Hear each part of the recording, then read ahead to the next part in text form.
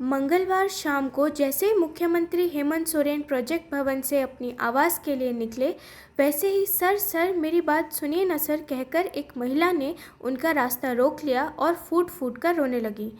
अचानक हुए इस घटनाक्रम को देखकर सभी चौंक गए। रोज़ की तरह प्रोजेक्ट भवन पहुंचे। उसके बाद लोगों से मुलाकात कर जैसे ही अपने गाड़ी पर बैठने लगे, एक महिला उनके सामने फूट फूट कर रोने लगी। अचानक इस तरह की स्थिति देख मुख्यमंत्री हेमंत सोरेन खुद चौंक गए कि आखिर माजरा क्या है। सीएम ने इस दौरान अपनी गाड़ी से पानी की बोतल निकालकर उसे पीने को कहा और कारणों को जानने की कोशिश करने लगे। सीएम के बार बार पूछे जाने के बावजूद वो महिला रोती जा रही थी और समुचित कारण नहीं बता पा रही थी।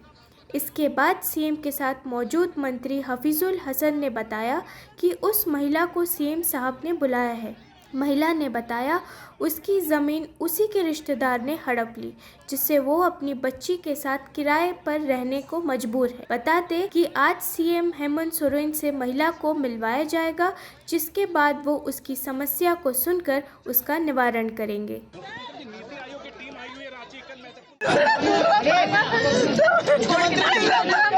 आराम से बोलिए सर, इधर घूम के सर लीजिए पानी पीजिए। आई 9 बजे से हम यहाँ पर परल है, लेकिन हमरा मिलने नहीं देता। अरे हम काम में लगे हुए थे, कैसे मिलेगा यहाँ? हम लोग आज दूसरा हम लोग भी तो काम करते हैं। हम घुसाए ना आपको, बताइए ना काम का बात। सर, हम आप लोग के कागज दिए।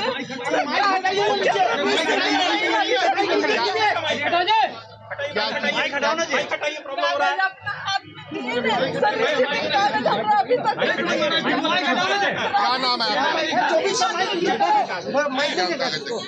चलिए, हो गया मैडम, चलिए आराम से बोलिए। सम्राट चौधरी ने हाल ही में सीएम नीतीश कुमार पर तंज कसा है। उन्होंने सवाल किया कि कहां गया मुख्यमंत्री का करप्शन वाला बयान। सदन में ढूंढ रहे हैं, मुख्यमंत्री मिल ही नहीं रहे हैं। उनसे पूछना चाहता हूं कि अब क्या हुआ, तेजस्वी से इस्तीफा क्यों नहीं ले रहे हैं। के शिक्षकों के साथ आपातकाल की स्थिति खड़ा की गई है।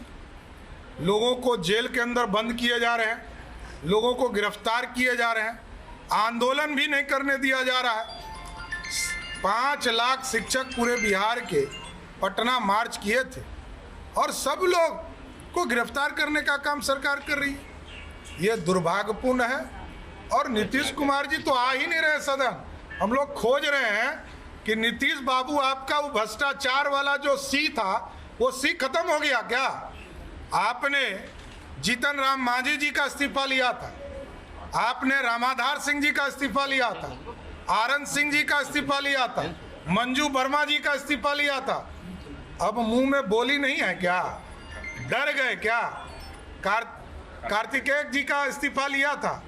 अरे अब तो नीतीश कुमार डर गए, डर के मारे मुंह से बोली नहीं निकल रही है।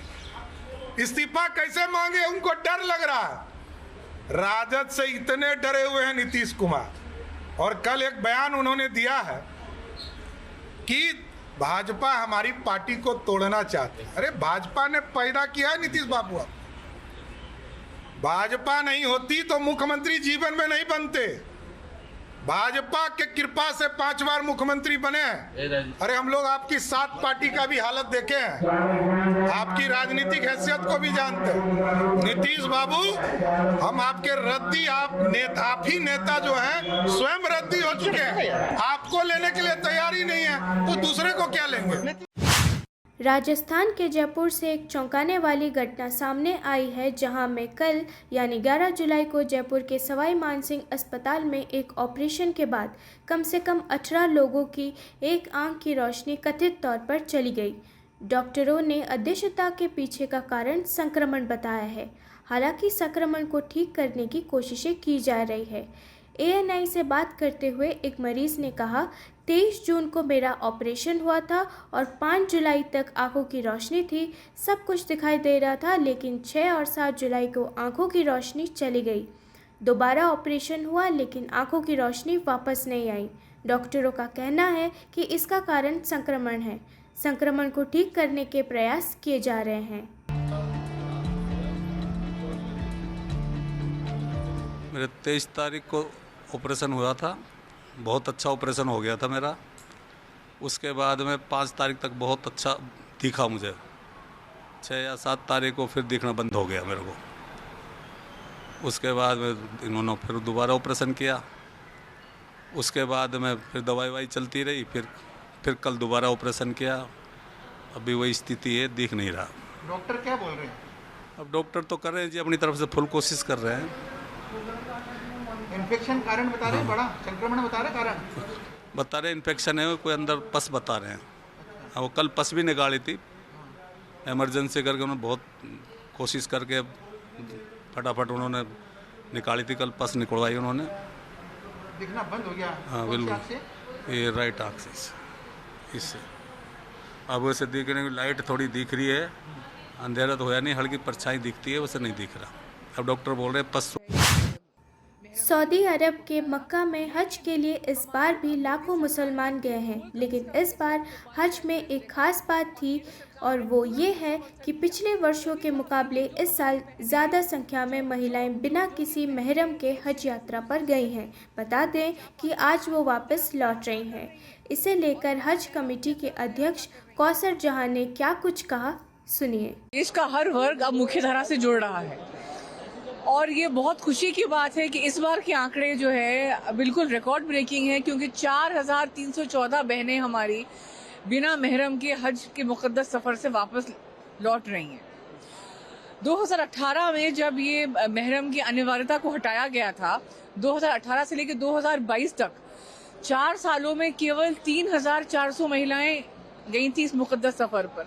बीच में कोविड के कारण भी कुछ 2 साल हज नहीं हो पाया, लेकिन 4 सालों में ये आंकड़े थे। लेकिन इस साल केवल 2023 में 4314 महिलाएं हमारी गई हैं हज के मुकद्दस सफ़र पर बिना महरम के।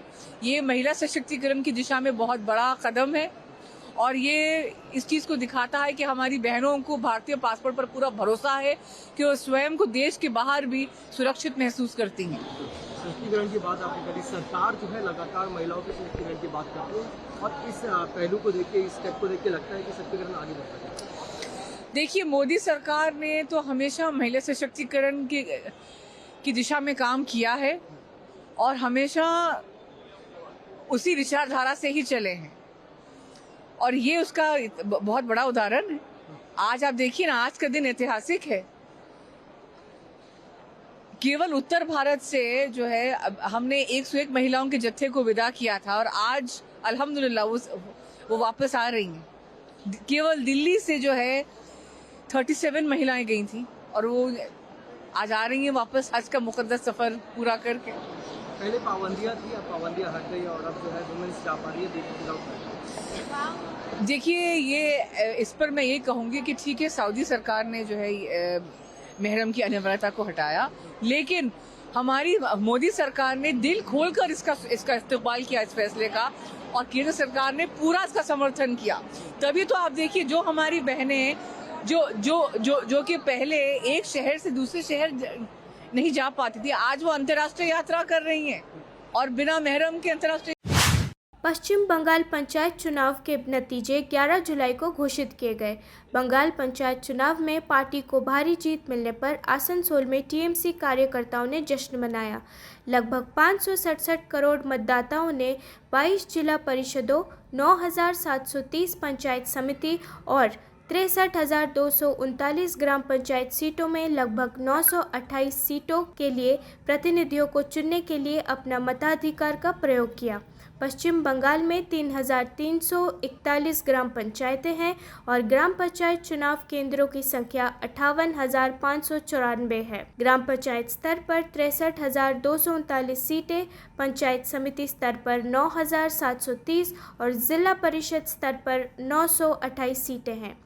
2018 में तृणमूल कांग्रेस टीएमसी ने पंचायत चुनावों में 34% सीटें निर्विरोध जीती, जिसमें हिंसा की विभिन्न घटनाएं भी देखी गई। 2023 के चुनाव में भी तृणमूल कांग्रेस ने कई सीटें निर्विरोध जीत ली है।